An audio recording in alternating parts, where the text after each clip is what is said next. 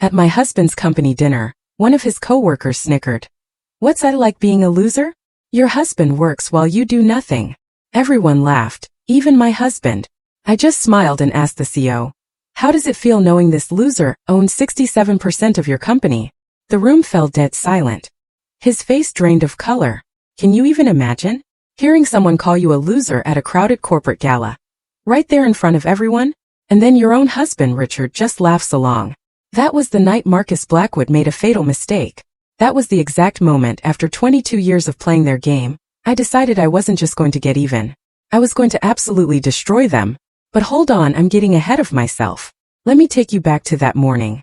I was still Karen, the perfect corporate wife, meticulously arranging Richard's life, totally unaware that by nightfall, I'd reveal I owned 67% of their precious company. Richard's alarm never actually woke him. 3 snoozes every single morning, while I'd already been up since 5:30 a.m., orchestrating his day. The kitchen, my stage. His breakfast, a culinary performance. Egg whites, no yolk. Toast perfectly golden. Pulp-free orange juice, of course. Digestion, Karen, he'd say. 22 years of this. I could do it blindfolded. Then the inevitable boom from upstairs. "Karen, where's my Harvard tie?" 6:04 a.m. right on schedule. He knew exactly where it was. 3rd drawer, left side color-coded. But asking me to fetch it, that reinforced his narrative. I was the retriever, the fixer, the one who smoothed out life's tiny bumps. I carried his coffee, 2 sugars, no cream, in that ridiculous Harvard Business School mug his mother bought him up the stairs. Found him in his walk-in closet, surrounded by 40 grand worth of suits, looking utterly helpless. "The red one?" I asked, my hand already going for it. "Morrison presentation today. Actually, it's the Singapore merger finalization," he corrected, taking the coffee without so much as a thank you. "But yes, the red one. Power color." Like I hadn't been tracking his calendar for 2 decades. Like I hadn't typed his talking points last night while he watched golf. I tied his Windsor knot, my fingers expertly moving, while he just stood there, scrolling through emails from people who actually mattered. "Don't wait up tonight," he said, adjusting the tie I just perfected. "Company dinner at the Marriott.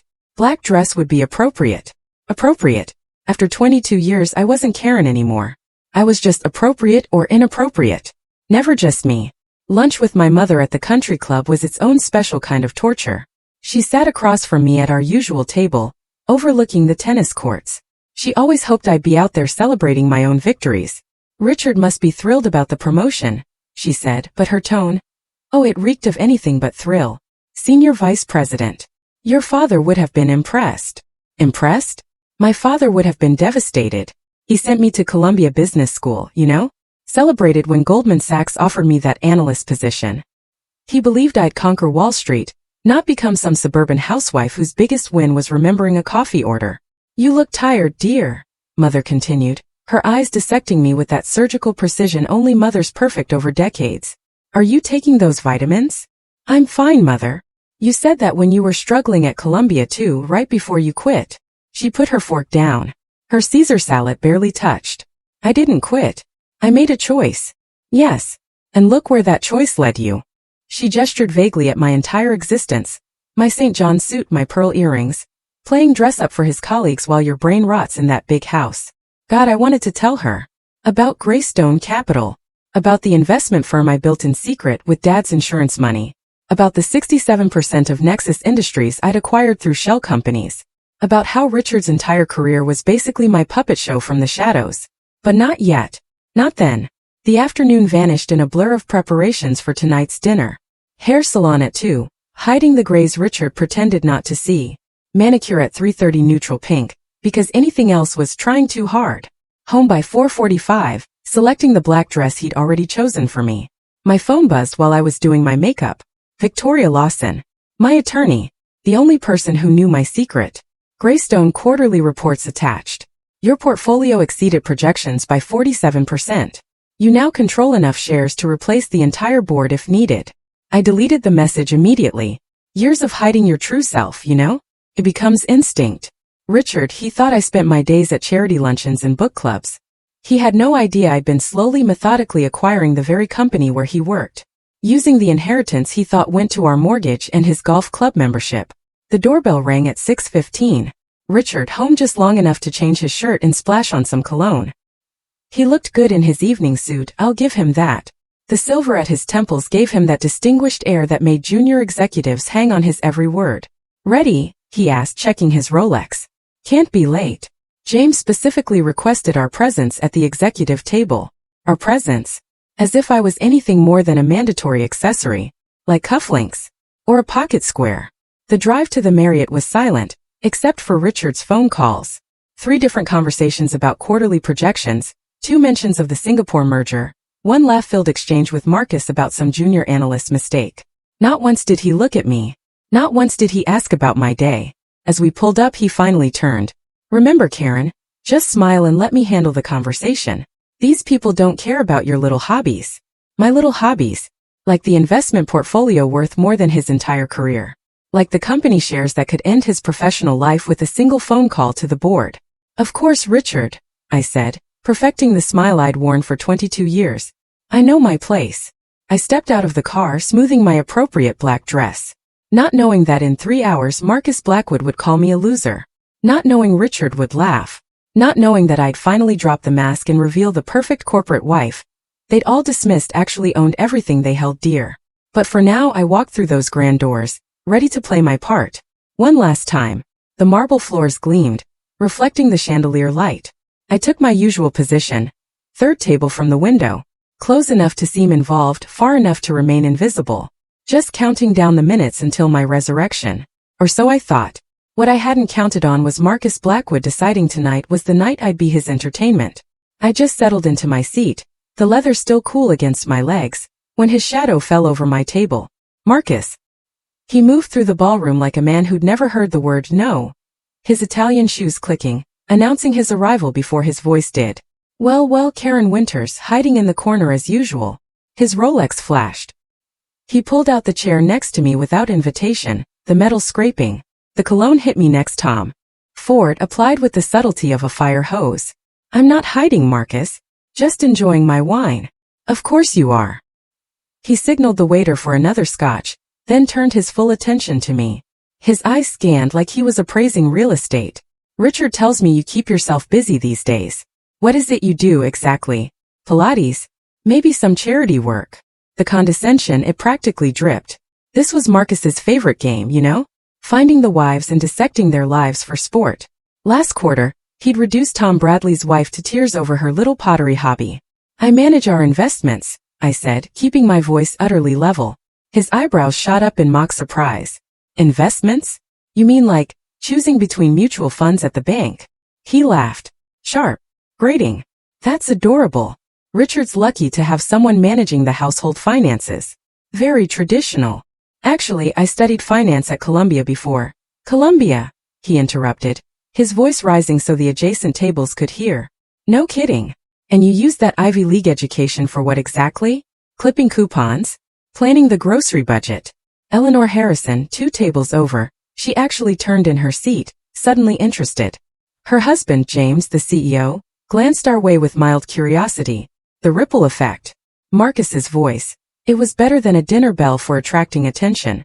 Tell me, Karen, he continued, swirling his scotch, the ice cubes clinking like dice. What's it like? I'm genuinely curious. You wake up every morning in that beautiful Westchester house, paid for by Richard, of course, and then what? Yoga class? Book club with the other wives? Marcus, I don't think. But he was already standing, his voice projecting across the ballroom like he was giving a presentation. Ladies and gentlemen, I'm conducting important research here. The room's attention shifted, like flowers following the sun. Conversations died mid-sentence. Even the waiters slowed. I'm trying to understand the modern housewife experience, Marcus announced, gesturing toward me with his glass, amber liquid threatening to spill. Take Karen here. Columbia educated, presumably intelligent, and she's chosen to, what's the phrase? Lean out. Opt out. Patricia, Richard's secretary, had her phone out, probably recording. 2 junior executives at the bar had spun around completely. The question is, Marcus continued, his theatrical performance reaching its crescendo, how does it feel to be a loser? The word landed in the sudden silence, like a judge's gavel. I mean, seriously, he pressed on, feeding off the nervous laughter that began to bubble up. Your husband earns millions. He's closing deals that reshape entire markets. He's building an empire. And you. He just, arranges flowers, plans dinner parties, waits for him to come home and tell you about the real world. The laughter wasn't nervous anymore. It rolled through the ballroom in waves. Genuine, cruel, unanimous. James Harrison actually raised his bourbon in a mock toast. Eleanor's smirk was visible from across the room, her diamonds catching the light as she leaned to whisper something. But none of that compared to what happened next. My vision tunneled. I searched for Richard's face in the crowd. He'd defend me. He had to. 22 years of marriage meant something. The vows. The life we'd built. The sacrifices I'd made. Surely they counted for something. I found him, standing near the bar. His champagne flute raised. His face. It was lit with genuine amusement. Not the polite, uncomfortable smile of someone trapped in an awkward moment. Not the tight expression of a husband watching his wife be humiliated. He was laughing. Really laughing. His shoulders shook. His eyes crinkled at the corners the way they did when he watched his favorite comedians. He clinked glasses with another executive. Both of them, finding my humiliation genuinely entertaining. The room tilted. Or maybe I did. The chandelier light was too bright. The laughter too loud. It echoed off the marble and crystal, seeming to come from everywhere at once. The word loser bounced around the space, defining me, redefining me, erasing 22 years of existence and replacing it with a single devastating label. I thought about the 2 miscarriages Richard never knew about. The first, he was in Tokyo closing a deal.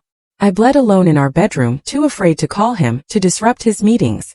The second, during his Singapore merger. I drove myself to the hospital, told the nurses my husband was traveling for business, held my own hand through the pain. I thought about the nights alone in our king-sized bed while he entertained clients, the birthdays he'd missed, the anniversary dinners canceled for emergency board meetings, the slow disappearance of the woman I'd been at Columbia, dissolving into the role of Richard's supporting cast. Marcus was still talking, his voice distant now, like hearing someone through water. Maybe we should start a reality show. Real Housewives of Failed Ambitions. More laughter. Richard's the loudest of all. My hands had been shaking, but they stopped. My heart had been racing, but it slowed. Something inside me, something I'd buried under years of appropriate dresses and neutral nail polish, suddenly cracked open. The wine glass was still in my hand. I set it down with deliberate precision, the base meeting the table with a soft click. My wedding ring, 3 carats chosen by Richard's mother, caught the light as I released the stem. For 22 years I'd been afraid. Afraid of disrupting Richard's career. Afraid of embarrassing him. Afraid of being too much, too loud, too visible. But sitting there, surrounded by people who saw me as nothing more than a failed ambition, a cautionary tale, a loser, I realized something. I wasn't afraid anymore. The Greystone Capital documents were in my safe at home. 67% ownership of Nexus Industries. Acquired quietly over 7 years through shell companies and private equity maneuvers. Richard's entire career. Marcus's job. James Harrison's CEO position. All of it existed at my discretion. They just didn't know it yet. But they were about to. I stood slowly, my movements deliberate, controlled, smoothing my black dress as I rose. The laughter still echoed. But something in my posture made Marcus hesitate, mid-chuckle. You're absolutely right, Marcus. My voice cut through the noise like a blade through silk. Calm. Dangerous. I am a loser. He grinned wider, thinking I was admitting defeat. He raised his scotch in mock victory. Others leaned in, sensing fresh blood. A loser who owns 67% of your company. The words hung in the air for a heartbeat. Then 2. Then 3. Marcus's glass stopped halfway to his lips. Someone coughed. A fork clattered. I turned to face James Harrison directly, the CEO who'd barely acknowledged my existence for 7 years. His bourbon was frozen in midair. His face shifted from amusement to utter confusion. James, how does it feel to know that the loser housewife you've been laughing at controls Nexus Industries through Greystone Capital? The silence that followed was absolute. I could hear the soft hum of the air conditioning, the distant clatter of dishes, Eleanor Harrison's silk dress as she shifted. Richard, his champagne flute. It slipped from his hand. It shattered against the marble floor with a sound like breaking bones. Champagne spread in a golden puddle. Nobody moved to clean it. Nobody moved at all. That's not, James started, his voice cracking. He cleared his throat. Greystone Capital is a private equity firm out of Manhattan. We've never met the principals. No, I agreed, walking closer to his table, my heels clicking. You haven't. You've met their representative. Every quarter for the past 7 years. You've sent your reports to a post office box in White Plains. You've deposited dividend checks into accounts managed by shell companies. You've accepted board decisions delivered through lawyers who've never revealed their client's identity. I stopped directly in front of him, close enough to see the sweat beading on his upper lip. 7 years ago, Nexus was 48 hours from bankruptcy. My voice carried across the silent ballroom, reaching every corner. Brennan Corp's hostile takeover was almost complete. Your stock had dropped 70%. 3 major clients had pulled their contracts. The board was meeting every 6 hours, trying to find a miracle. James's hands were shaking now, his bourbon trembling. Then Greystone Capital appeared. A bailout offer that seemed too good to be true. $40 million in immediate capital. Restructuring of all debt. New credit lines. The only cost was majority ownership. 67% to be exact. I pulled my phone from my purse, opened an encrypted file, and set it on James's table. The Greystone Capital letterhead. My signature as managing director. My money. My terms. My control. Patricia had her phone out, recording everything. 2 executives at the bar were frantically texting. Marcus still hadn't moved, hadn't blinked. His scotch suspended in space like he'd been frozen in amber. Every major decision for the past 7 years, I continued, my voice gaining strength. Every executive hire, every bonus package, every strategic pivot. They all required approval from Greystone. From me. I turned to look at Richard, who was standing in a puddle of champagne, his face the color of old paper. Including your promotion to senior vice president, Richard. The board wanted to go with outside talent, but Greystone insisted on promoting internally. I insisted. I thought you deserved the chance to prove yourself. His mouth opened, closed, opened again. No sound came out. The Singapore merger that made your career? Greystone provided the bridge financing. The Morrison account you're so proud of? I played golf with Morrison myself to seal that deal.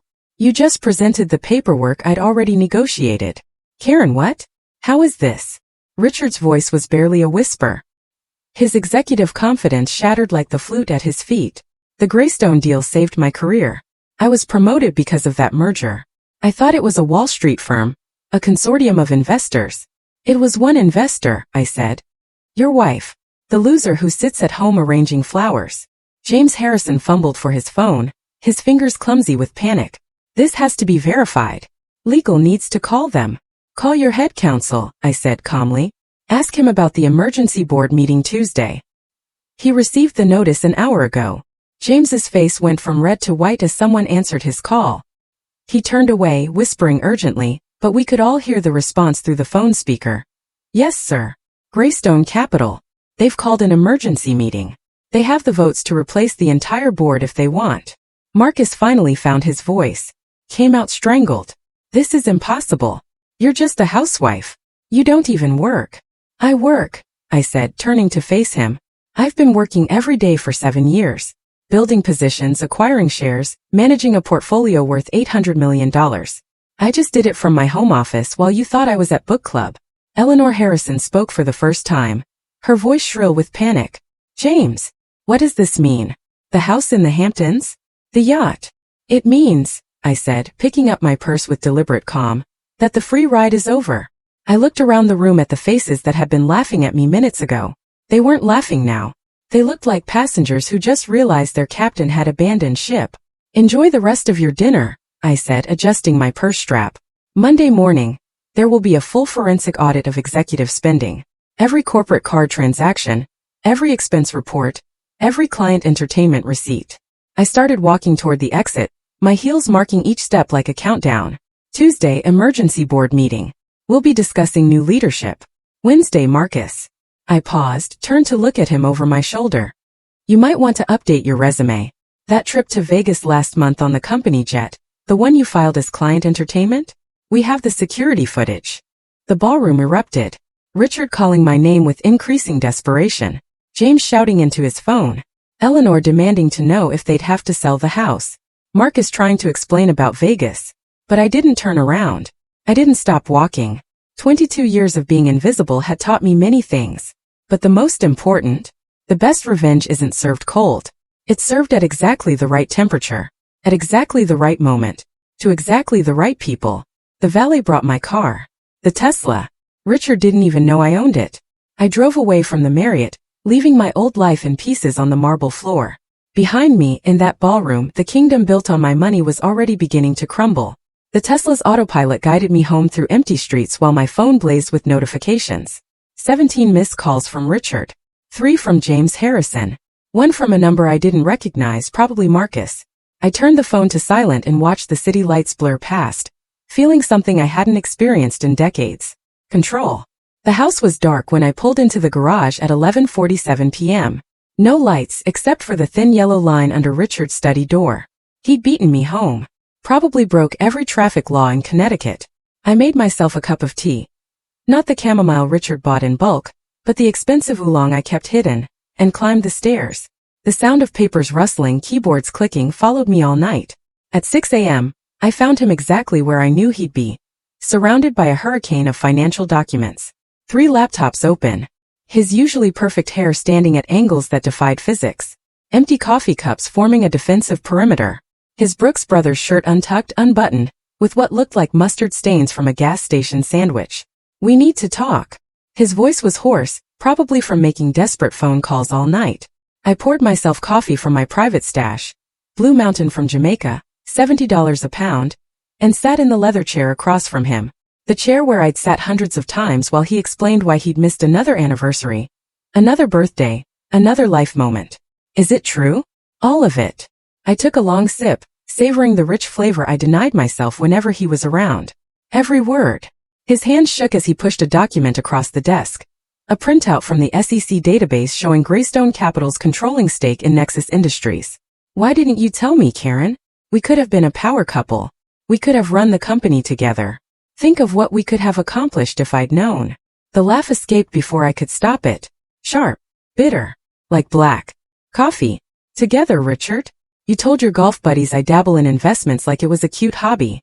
You introduced me at last year's Christmas party as someone who used to have career ambitions before she found her true calling as a wife."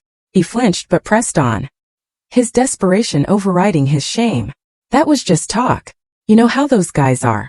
I had to maintain an image." "An image of what? A successful man with a decorative wife?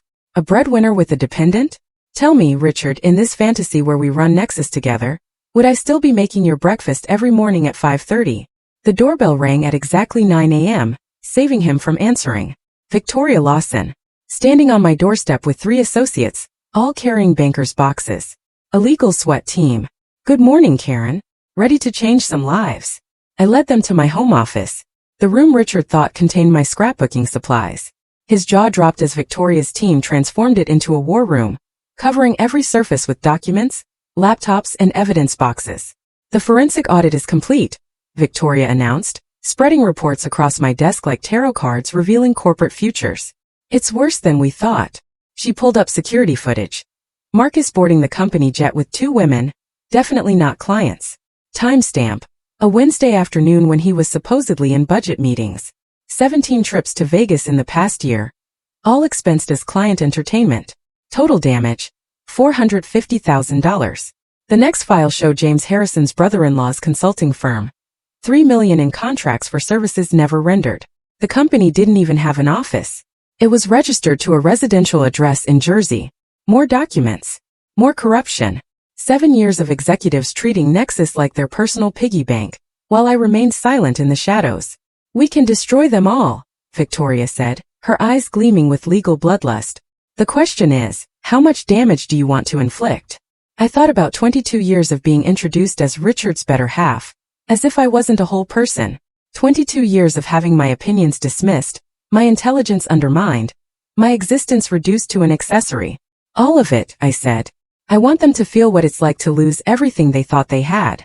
Richard was hovering in the doorway, his face gray as old newspaper.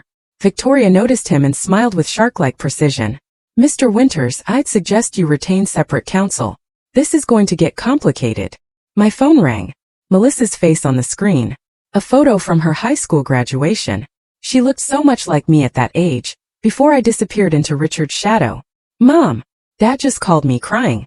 He says you've destroyed his career. What's happening?" I stepped onto the balcony, away from Richard's desperate eyes. "Your father and his colleagues humiliated me at a company dinner. They called me a loser for being a housewife. They laughed at me, Melissa." "Your father laughed along. Silence stretched between California and Connecticut.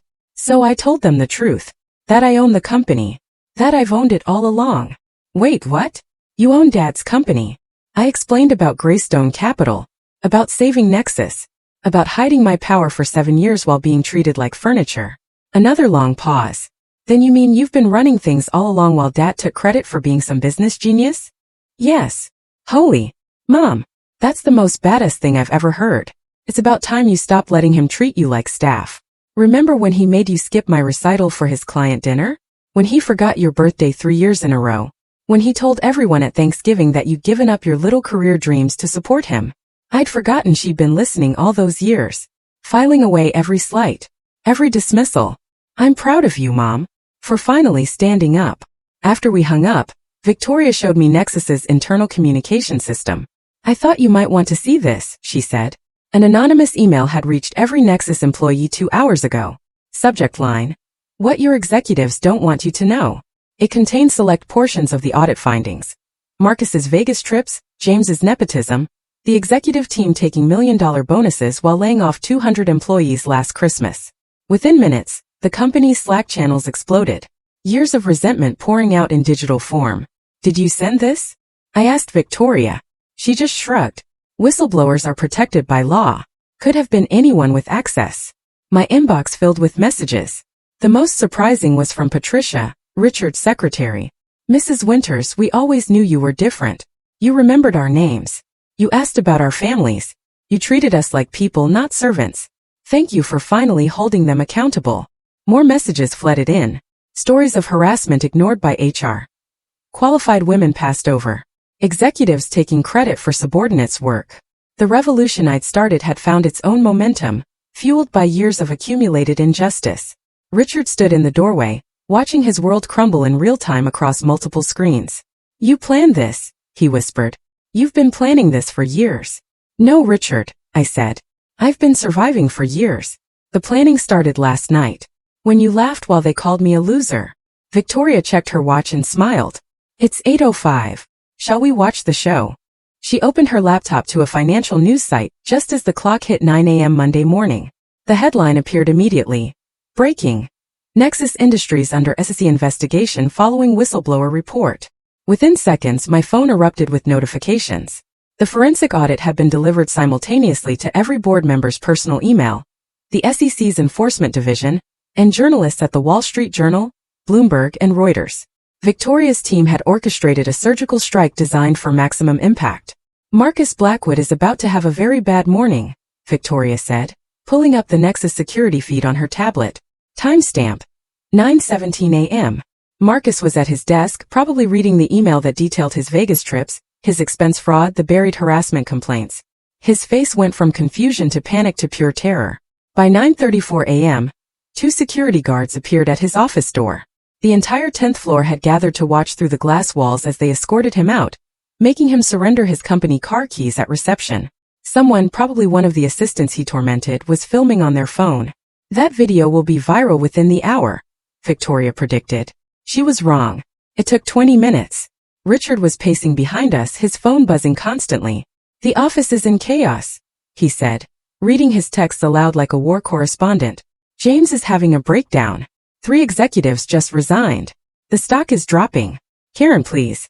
You have to call this off. I turned to look at him. Really look at him. For the first time that morning. His eyes were bloodshot. His shirt wrinkled. His hands trembling. This was Richard without his armor of success. Call it off. I asked. Did you call off the laughter when they mocked me? Did you call off the 22 years of introducing me as your better half? Like I was an appendage instead of a person. That's different. You're right, I said. It is different. Because this is just business, Richard. That was personal. Tuesday morning arrived. Gray and drizzling. Perfect weather for a corporate funeral. I dressed carefully in a red Chanel suit I'd bought years ago but never worn. Richard had called it too aggressive for a woman. Today, aggressive was exactly what I wanted. Victoria and I arrived at Nexus headquarters at 9:45 a.m., 15 minutes before the emergency board meeting. The building felt different. Quieter. Tenser. Like everyone was holding their breath. Mrs. Winters? The security guard looked confused. I don't have you on the visitor list. I'm not a visitor, I said, handing him my Greystone Capital business card. I own the building. The elevator ride to the 40th floor felt like ascending to a throne. Victoria carried a briefcase full of evidence that would end careers, while I carried 22 years of suppressed rage, refined into cold purpose. The boardroom door was solid mahogany, designed to intimidate. I pushed it open without knocking. 12 board members sat around the table like defendants awaiting sentencing. James Harrison was at the head, or what used to be the head, before I arrived. His face was haggard, aged 10 years overnight. I walked directly to his chair and stood beside it, waiting. "That's the chairman's seat," he said weakly. "Yes, it is." The silence stretched until he stood, gathering his papers with shaking hands, and moved to a side chair. I sat down in what had always been my rightful place. "Greystone Capital is no longer a silent partner," I announced, my voice filling the room. "As majority shareholder, I'm exercising my right to direct oversight of this company."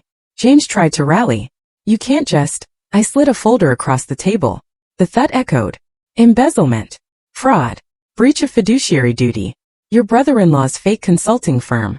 The condo in Miami you bought with company funds." Should I continue? His face crumbled. "Effective immediately, your resignation is accepted. Your golden parachute is revoked. Your stock options are void. Security is waiting outside." 30 years, he whispered. "I built this company for 30 years. "No, James," I corrected. "You inherited a company I saved from bankruptcy and spent 7 years looting it. There's a difference." Security entered. 2 guards who probably made minimum wage while James collected million-dollar bonuses. The poetry of it wasn't lost on anyone, as they escorted him out. "Now," I continued, turning to the remaining board members, "let's discuss new leadership. We should conduct a search," one ventured. "Hire a firm, evaluate candidates." "No need. Dr. Amelia Foster will serve as CEO. Effective immediately." The room erupted in protests. "She's just an operations manager. We need someone with CEO experience." "The shareholders will revolt." "I am the shareholders," I reminded them. "And Dr. Foster has been essentially running this company for 5 years while you gentlemen played golf." The door opened and Amelia entered. She wore a simple navy suit but carried herself like she owned the world. Which, in a way, she was about to. Behind her, 2 assistants wheeled in presentation boards. "Gentlemen," she began, her voice steady and confident. "And Mrs. Winters. This restructuring plan will save Nexus $50 million annually, while protecting every single non-executive job." She walked them through her vision. Cutting executive perks, not workers. Investing in innovation, not yacht club memberships. Promoting based on merit, not connections. "This is what competence looks like," I said when she finished. "You've just forgotten because you've been promoting based on golf handicaps instead of ability." That evening I found Richard in our kitchen, staring at his phone like it held his death warrant. In a way it did. "Brennan Corp offered me a position," he said without looking up. "Entry-level business development. 53 years old, and they want me to start over as an account coordinator." The same position he'd held at 25. The same position he'd mocked others for still having at 40. "They know I'm toxic now. Everyone knows. My own wife didn't trust me enough to tell me the truth. They think I'm either an idiot who didn't know his wife owned his company, or a fraud who knew and lied about it." The irony was perfect, served at exactly the right temperature. "How does it feel?" I asked, pouring myself a glass of wine, the good stuff no longer hidden. "To have your entire professional worth reduced to your relationship with your spouse? To be defined not by your achievements, but by who you married?" He looked up at me then, and for the first time in 22 years I saw understanding in his eyes. But understanding and redemption are different currencies, and his account was overdrawn. The doorbell rang at 7 a.m. Wednesday morning. Sharp. Insistent. Richard was still in bed, in the guest room since Monday. I was in my office reviewing Amelia's transition plans. My mother stood on the doorstep, her silver hair perfectly coiffed, wearing the pearls Dad gave her for their 30th anniversary. She never visited without calling. "The whole country club knows," she said, stepping past me into the foyer. "Eleanor Harrison was there yesterday, crying into her mimosa about losing their house. Margaret Blackwood has already unfriended me on Facebook, as if Marcus's Vegas trips were somehow my fault." I led her to my office, expecting the lecture about proper behavior, about not making scenes. That was Mother's way. Suffer beautifully, never messily. Instead, she sat down carefully in Victoria's chair and pulled a worn manila folder from her purse. Her hands trembled slightly. Do you know what these are? I looked closer. My Columbia transcripts, a 3.9 GPA, the acceptance letter to Harvard Business School that I'd turned down, the job offer from Goldman Sachs, an analyst position with a starting salary that would be impressive even today. You kept these. 23 years, Karen. I've carried these for 23 years, waiting for you to remember who you were before him. She spread the papers across my desk. Each one, a ghost of the life I'd abandoned. You were brilliant. Not just smart. Brilliant. Professor Hicks called you the most promising student he'd had in a decade. Goldman fought 2 other firms for you. And you gave it all up, for a man who introduced you as his better half. Like you were just a fraction of a person. Tears ran down her cheeks. Something I'd only seen twice before. At my father's funeral, and when I told her I was leaving Columbia. When your father died and left that insurance money, $2 million, I thought you'd use it to go back to school. To start your own firm. To become the woman he'd raised you to be. Instead, I used it to save Richard's company. Without taking credit. Without even telling him it was your money. You let him think it was venture capital. Let him present himself as the business genius who saved his startup. She grabbed my hand, her grip surprisingly strong. But I'm proud of you now, Karen, for finally fighting back. Your father would be too. We sat there in silence. 2 generations of women who'd been taught to be supportive rather than supported. To be silent rather than seen. Thursday evening, Richard knocked on my office door. The first time he'd ever done that. He was holding a manila envelope, wearing the gray suit I'd bought him for our 20th anniversary. It hung loose on him now. He'd lost weight. Can we talk? I gestured to the chair, but he remained standing, shifting from foot to foot like a schoolboy called to the principal's office. I've had divorce papers drawn up, he said, placing the envelope on my desk. I'm not contesting anything. You can have it all. The house, the cars, our entire joint portfolio. How generous of you, I said, to give me things I paid for. He flinched but continued. I need something, Karen. Some dignity. Maybe a consultant position at Nexus. A reference letter saying I left for personal reasons. Something that doesn't make me look like a complete failure. I studied this man I'd once loved enough to sacrifice everything for. His shoulders, once broad with confidence, now curved inward. His hands, which used to gesture grandly, hung limp. You want dignity? I asked. Where was my dignity when you laughed as Marcus called me a loser? Where was it when you told people I dabbled in investments? When you introduced me as someone who used to have career ambitions? That was different. You're right. It was different. You had 22 years to give me dignity, Richard. Every single day you chose not to. You chose to treat me like an employee, a secretary, a maid with a marriage certificate. Why should I show you mercy you never showed me? He stared at the floor. Because you're better than me, he said quietly. You always were. I just never wanted to admit it. Before I could respond, a car door slammed outside. Melissa's voice on the phone, laughing. Home from Stanford unexpectedly. She burst through the front door calling out, Mom, Dad, we need to talk. She found us in my office, took one look at our faces, and her smile faded. You're getting divorced, aren't you? Neither of us answered. Answer enough. She pulled out her phone, swiping to a photo. Her 5th birthday party. Richard and I flanking her, as she blew out candles on a Barbie cake I'd made from scratch. We were laughing. All 3 of us genuinely happy in that frozen moment. This was before Dad made senior VP. Before Mom's investments. Before any of the garbage that you think matters. We were happy with less. Melissa, Richard started. No, Dad. You don't get to talk. You laughed while Mom was being humiliated. And Mom, you've made your point. You've destroyed Dad professionally. Marcus is apparently working at a used car dealership. James Harrison is under federal investigation. What more do you want? She looked between us, her eyes, my eyes, blazing with frustration. I don't want to lose my family to revenge. Can't we salvage something? I looked at the photo again. That woman in the picture. She'd already given up Harvard to support Richard's dream. She'd already spent her father's inheritance saving his company. The happiness in that photo was built on a foundation of my sacrifices. Sacrifices nobody else even knew about. That family never really existed, sweetheart, I said gently. It was just me pretending everything was fine, while slowly disappearing. Later at 2 a.m., I wandered through our house like a ghost, haunting my own life. The formal dining room, where I'd hosted countless dinners for Richard's colleagues. The living room, where I'd smiled through book clubs while the other wives discussed their husbands' promotions. I ended up in Richard's study. His former study, I suppose. In the bottom drawer of his desk I found it. The business plan for his first startup. My handwriting filled the margins. My financial projections. My market analysis. My strategies. The cover page read, Innovations. A business proposal by Richard Winters. Not by Karen and Richard Winters. Not with contributions from Karen Winters. Just Richard. Taking credit for my mind while I took credit for keeping his house. I poured a glass of his 30-year-old Macallan, the bottle he'd been saving for a special occasion that never came, and raised it to the empty room.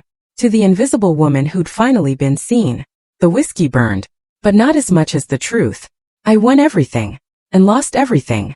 Simultaneously. The victory tasted like ashes. Expensive ashes, yes. But ashes nonetheless. My phone buzzed at 3 a.m. Victoria's name. Did I wake you? She asked. Though we both knew I hadn't slept properly in days. What is it?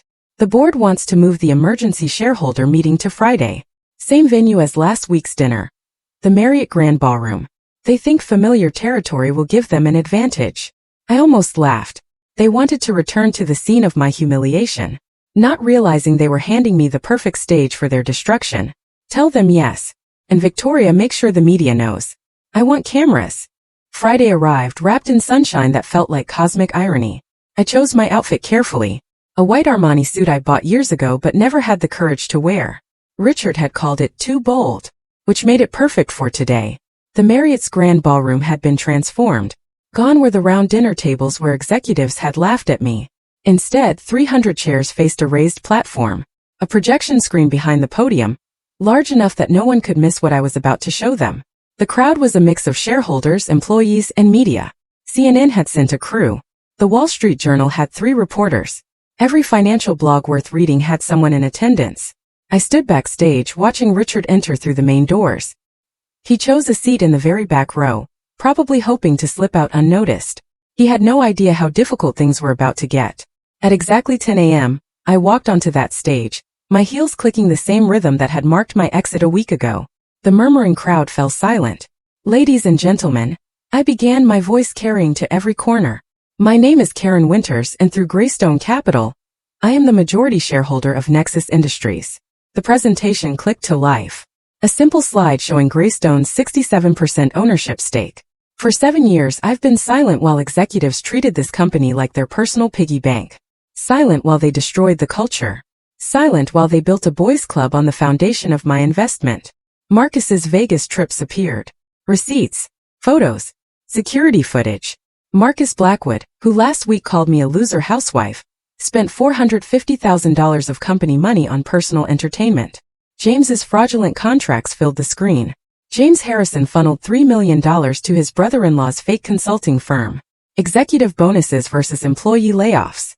A graph that looked like a crime scene. While laying off 200 workers last Christmas, executives gave themselves 7-figure bonuses. A murmur rippled through the crowd. Employees were recording on their phones. Good. I wanted this viral by noon. Effective immediately, I continued. Nexus Industries will be restructured from the ground up. New leadership. New culture. New values. A hand shot up in the press section. Wall Street Journal by the lanyard. Mrs. Winters, what about your husband's role in this scandal? I found Richard in the back row. Our eyes met across 300 people. 22 years of marriage compressed into a single moment. Richard Winters has submitted his resignation, I said, never breaking eye contact with him. An investigation found he knowingly benefited from executive corruption, while claiming ignorance. Richard started to stand, to leave, but I wasn't finished. Mr. Winters will receive no severance package, no references, no golden parachute. The man who built his career on his wife's money, his wife's connections, and his wife's strategies while calling her a trophy, is no longer associated with Nexus Industries in any capacity. He stood frozen as phones swiveled toward him, everyone suddenly recognizing the former senior VP slinking toward the exit. The business community should know exactly what kind of man they're dealing with, I added. Someone who laughs when his wife is called a loser, then discovers she owns his entire world. Richard finally made it to the door, but not before 50 phones captured his retreat. The video would be viral within minutes. But today isn't about destruction, I continued, turning back to the audience. It's about construction. Nexus will donate $10 million to establish the Phoenix Foundation. The screen shifted. The foundation's mission. This foundation will provide scholarships and mentorship for women whose careers were derailed. Women who were told they were just housewives while holding their families together. Female executives passed over because they didn't golf with the boys. Every brilliant mind dismissed because it came in a dress. This is for you. The applause started slowly, led by the female employees. But it grew, until the entire room was clapping. I noticed Eleanor Harrison in the third row, tears streaming down her carefully made-up face. She'd been James's wife for 35 years. Invisible at every company function. Introduced as James's better half. Just like I'd been Richard's. After the meeting, Eleanor approached me. Her voice barely a whisper. I have a degree from Yale, she said. I was going to be a doctor, but James needed support for his career, and I disappeared. You don't have to be invisible anymore, I told her. None of us do. The afternoon brought one final piece of business. Security footage of Marcus's Vegas adventures mysteriously appeared on every major news outlet's desk. TMZ had it online within an hour. But the real destruction came from the email trail Victoria had uncovered. Marcus planning to sabotage female colleagues, including detailed strategies to undermine Amelia Foster's projects. By 6 p.m. his LinkedIn profile was a disaster zone. Women he'd harassed over the years found courage in numbers, sharing their stories. Former colleagues detailed his bullying. One brave intern posted screenshots of inappropriate messages.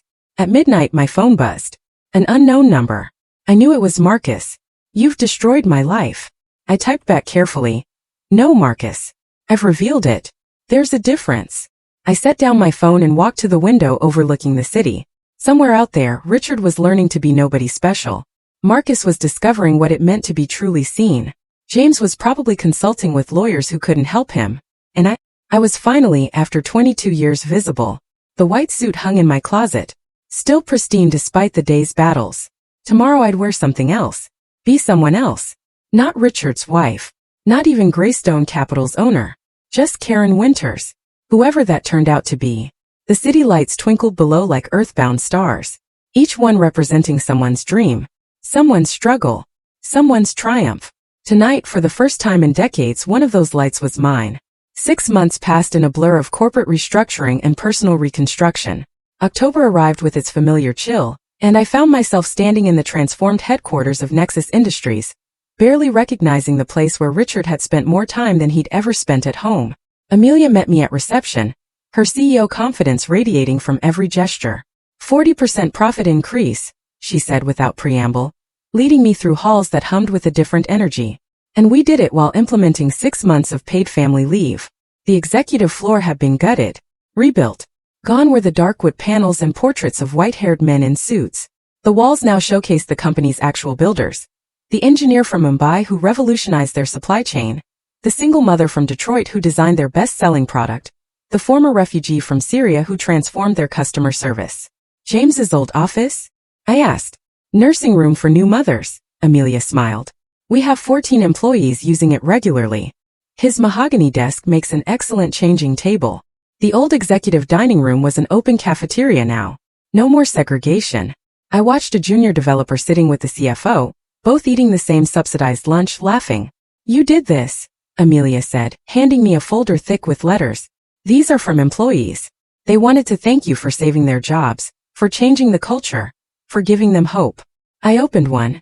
Mrs. Winters, I've worked here for 15 years. For the first time I feel valued. My ideas matter. My voice is heard.